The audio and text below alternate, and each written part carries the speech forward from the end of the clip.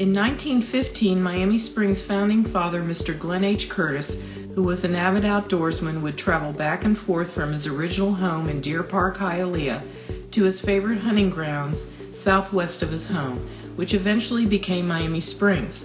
First by horseback, then by car, and eventually by his own invention of the aero car, which was the predecessor of today's mobile home. Mr. Curtis, with a net worth of $32 million in 1915, imported logs from Tennessee and built his hunting lodge log cabin with a distinctive step-back design, which the Everglades wildlife has used for generations and still uses today. In January 1921, Mr. Curtis and Mr. James Bright officially formed the Curtis Bright Ranch Company to begin promoting their new gateway city of Hialeah at the edge of the Everglades. They began the process of pre-selling vacant land to northern buyers and placed an advertisement in the newspaper scheduling public tours of their new city.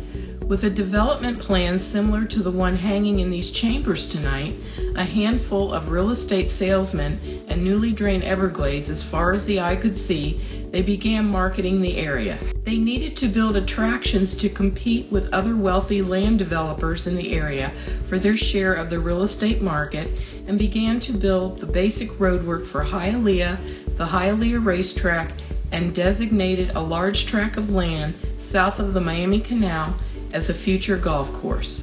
They extended Palm Avenue south across the Miami Canal, which eventually became known as Curtis Parkway.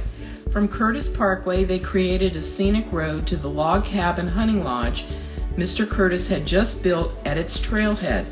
That scenic road eventually became known as Hunting Lodge Drive.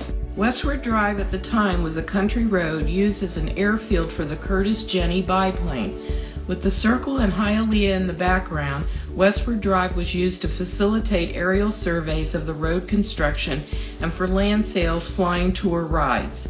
One could imagine coming into what today is the Miami Springs Circle in the early 1900s as a tourist and potential land buyer and taking a flying tour of the area. Taking off from Westward Drive, they would fly over the large expanse of Everglades grasslands. Banking south, the perimeter of the golf course would come into view. As they headed east, they would see in the distance the cities of Miami, Miami Beach, along with the Atlantic Ocean. On the final turn of this short flying tour, they would head west and pass over our property at 401 Hunting Lodge Drive. The plane ride might have ended with a bumpy landing along the edge of the Melrose Canal, arriving at the hunting lodge, which was converted into the Curtis Bright Ranch Company sales office. The area surrounding the hunting lodge was mostly grazing lands with livestock roaming freely.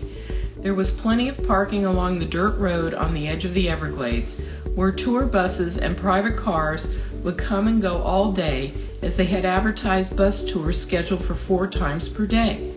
Arriving at the hunting lodge, visitors would be greeted by the Curtis Bright land salesman waiting on the porch.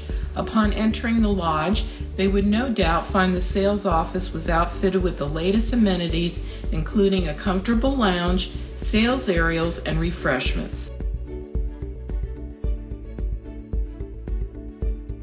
On the exterior of the lodge, the visitors would find the public restrooms, and if occupied, they always had the opportunity to take a short walking tour to the edge of the Everglades to experience the abundant Everglades wildlife.